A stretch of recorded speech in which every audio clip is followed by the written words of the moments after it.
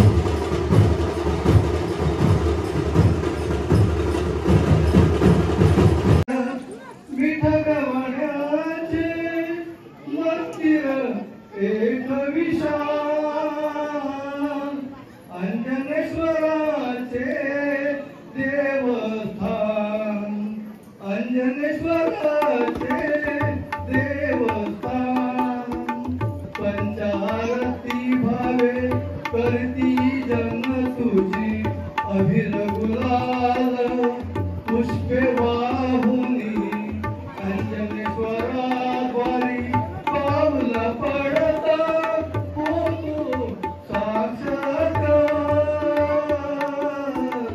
बारागावचे देवस्थान, बारागावचे देवस्थान, राजापुरातील विठगवणाचे मंदिर एक विशाल, अंजनेश्वराचे देवस्थान, अंजनेश्वराचे देवस्थान, मनोभावे तुझी सेवा करुनी, यश मागितो तुझ्या द्वारी, पावितो महादेव भक्त जनाला, घडवितो साक्षात्कार, बारागावचे देवस्थान, बारागावचे देवस्थान, राजापुरातील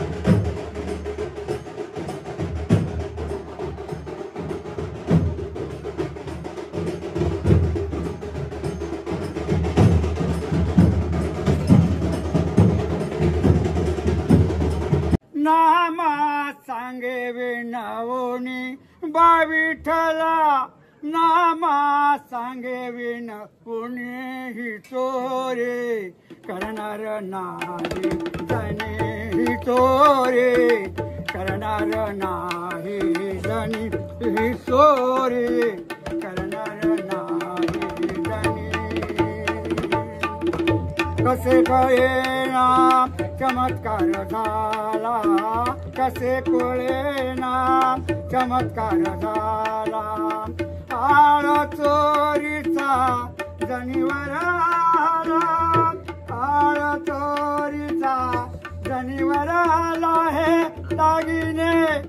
आणले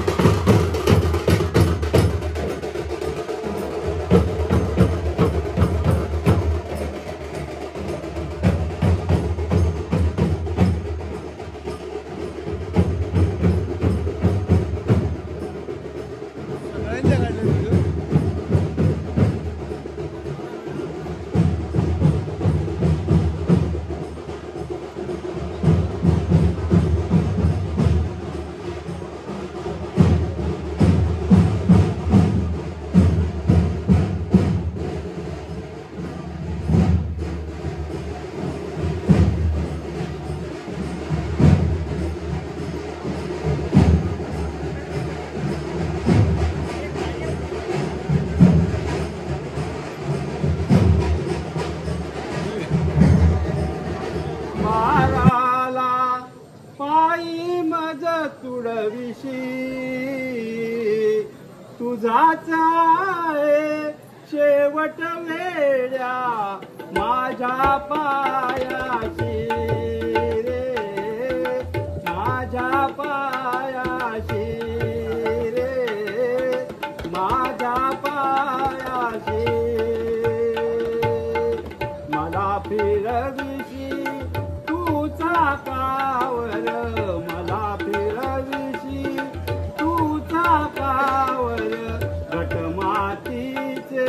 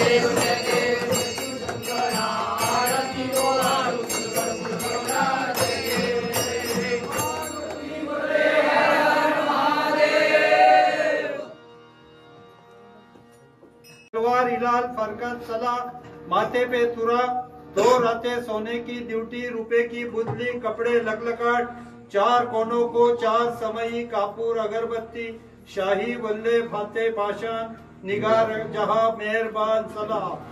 Navani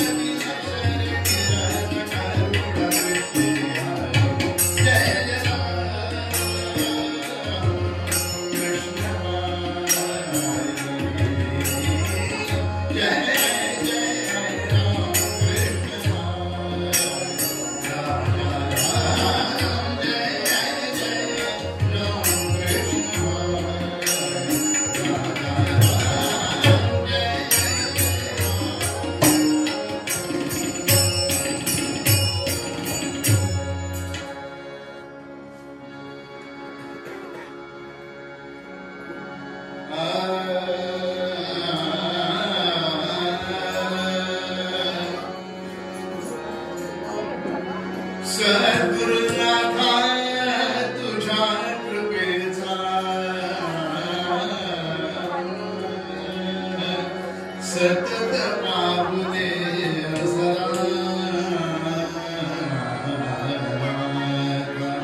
सतत पाहू दे अनसुयेच्या